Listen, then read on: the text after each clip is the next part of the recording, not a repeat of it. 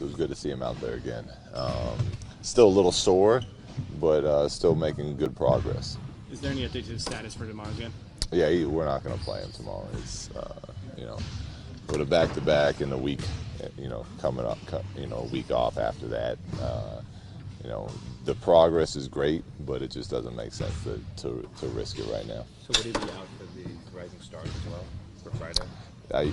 I would have, yeah, I would assume, but I guess that's undetermined. I don't know who makes that call, but he'll be out for our 2 games. It would be the training staff, I would imagine. So. Yeah, so.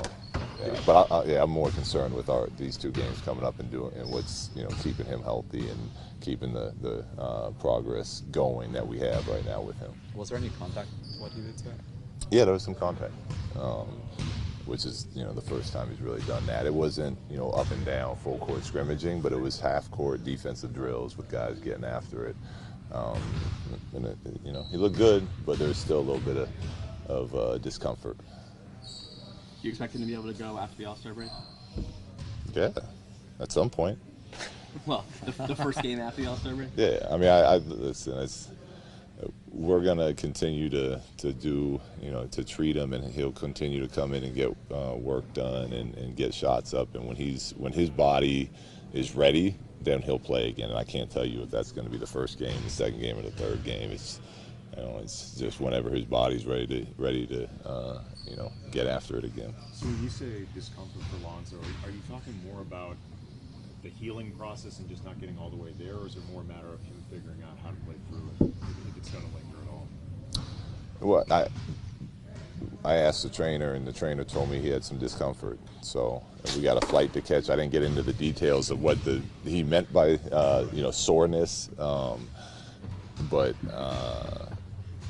Yeah, just as long as there's something there, we're not gonna put him back into the game. So I just know there's. Would the discomfort give you any concern about the progress that's being made or towards getting back on the court? No, not at all. Not at all. The progress is. I mean, he did the most since hurting himself today, and he didn't pull himself out. He practiced the entire practice. So the progress is good, and no concern with that. You said he did some contact stuff. Were you able to see him with Isaiah a little bit, and how did that look?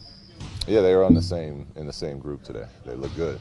It's funny when you put skilled, intelligent basketball players on the same team. They seem to make each other look them and their unit look pretty good. If they were both healthy, you think you'd be starting them?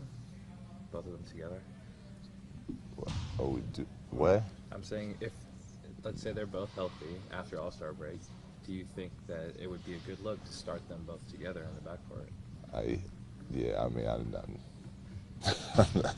I don't work like that. We prepare with the guys that we have, and right now Zoe's not even active, so I'm not going to spend time thinking about that until we get to the situation. In terms of starting lineups for tomorrow, you're planning to stick with the same as the last few games you've had, or do you think you'll change it up? Yeah, we'll stick to the same one we've had the last, since Brooklyn, I think, is when we went to that. So we'll stick with that. What kind of role do you have envisioned for Channing? Who? For what Channing Frye? Oh, Channing. Yeah. Channing,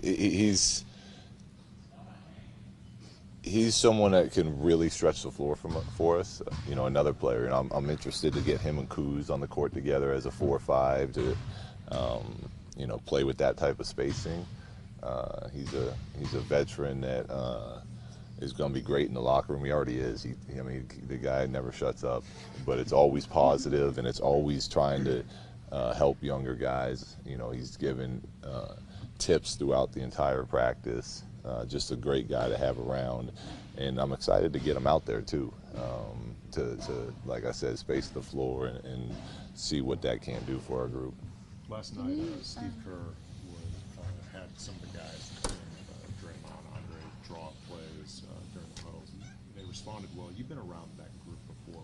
What is it you think about that technique that would make you respond? Well, it's for him and that group. It's about getting the players to understand that it's their team. They got to take ownership, and the more ownership they take in what they do and how they how they interact or behave on the court, the more success they're going to have. And I think it's a smart way of a group that's had the success that they've had, and of keeping it fresh and keeping the main goal of growing as the season goes on, continuing to grow as a group. And it engages the players. I'm sure they had a good time with it, but it also gives them the awareness and understanding of what that feels like. So, they're mature. That's a mature team up there, and they can handle those type of responsibilities. And obviously, they responded well to it last night. Can you? I know it's not been very long, but can you see the difference in having? I mean, with that trade, you guys got a lot older, on average. Can you see the difference of having more veterans in the locker room? Not yet. I mean, we've only had one practice, or I guess 2 practices now since it's happened. But ask me again. Well, I guess not in a week, because I won't be around the group. Ask me in a couple weeks, and I'll have an answer for you. Brandon's in the best three-point shooting stretch of his early career. What have you seen differently from him over these past 4 games or so? I think the way that he's playing and the way that he's facilitating for us is really putting him in a nice rhythm. He's shooting the ball with extreme confidence right now. He's not taking bad threes. They're normally, inside out type of shots, or swing shots. But a player like Brandon that has the feel and all around game that he has, when they're really engaged in doing all aspects of the game, I think his confidence goes up. So playing the way he does, I think, as far as not being just a scorer, but defensively guarding their point guard and playmaking and pushing the pace, allows the fact that when that ball does get swung to him, he feels really good and confident with it in his hands, and that's why he's shooting such a good percentage right now. Last question, please. How much do you envision the additions of Isaiah and Channing to accelerate the development of your young players? They're going to be great. They're going to be great for him, and they, Isaiah already, I saw in the game, he was, coming off pick and rolls and telling guys where to be. And, I called him over one time. I said, hey, they're starting to blitz you now. So he's like, I already told Brooke, I already told the guys out here. So that type of leadership from a point guard position is going to be great for these other guys. And then Channing's great. He literally talks all day long, and it's